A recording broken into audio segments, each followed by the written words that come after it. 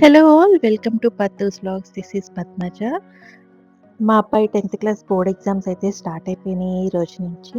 So, వాడి కోసం ముందే లేచి ఇంకా హాల్ టికెట్, పెన్నుల పౌచ్, ఇంకా వాటర్ బాటిల్ అన్నీ రెడీ చేసి పెట్టి ఇంకా ఎగ్జామ్ హాల్‌కి స్టార్ట్ అయ్యాము. దారిలో అయితే మాకు టెంపుల్ కనిపించింది. సో, మేము ఆగాము. ఆగిన తర్వాత దర్శనం అది చేసేసుకొని, మళ్ళీ ఒక 5 మినిట్స్‌లోనే దర్శనం చేసేసుకొని, పిల్లల్ని తీసుకొని మళ్ళీ ఎగ్జామ్ హాల్‌కైతే స్టార్ట్ అయిపోయాము. మాకు ఇక్కడి నుంచి మా ఇంటి నుంచి ఒక 20 కిలోమీటర్స్ దూరంలో ఉందనమాట వీళ్ళ ఎగ్జామ్ సెంటరు. సో, మేమందరం ముందుగానే వెళ్ళిపోయాము.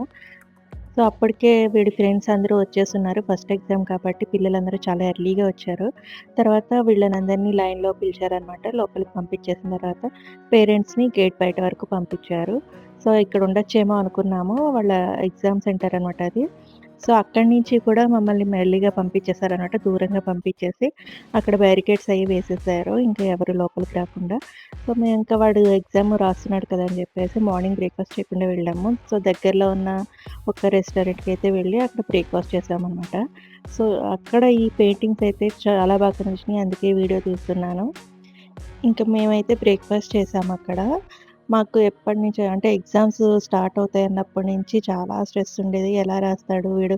సరిగ్గా నంబర్ వేస్తాడా లేదా? బుక్‌లెట్‌లో అన్నీ చూసుకుంటాడా లేదా? అవన్నీ చూసేటప్పటికి మాకు చాలా టెన్షన్ అనిపించింది. సో, ఇంకా ఎగ్జామ్ హాల్‌కి పంపించాక ఒక కాఫీ పడితే కానీ కొంచెం ఆ స్ట్రెస్ నుంచి రిలీఫ్ అయ్యేలా లేవనమాట. చూసారు కదా! నా ఫేస్ అప్పటికే ఫుల్ టైర్డ్‌గా అయిపోయాననమాట.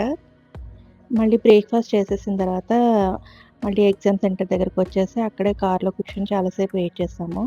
1:30 వరకు వాడికి ఎగ్జామ్ ఉంటుంది. మార్నింగ్ 10:30 నుంచి. బట్ 9:30కే వాళ్ళు లోపలికెళ్ళిపోతారు. మేమైతే ఇంకా 1:15కి అట్లాగా ఈ ఎగ్జామ్ సెంటర్ స్కూల్ వరకు పంపించారనమాట. బ్యారికేడ్స్ ఓపెన్ చేశారు 1:15కి.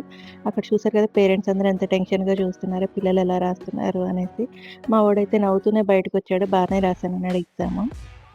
సో, మా వాడైతే నవ్వుతూ బయటకొచ్చేటప్పటికి మాకర్థమైపోయింది వాడు ఎగ్జామ్ అయితే బాగా రాసాడని జెప్పేసి.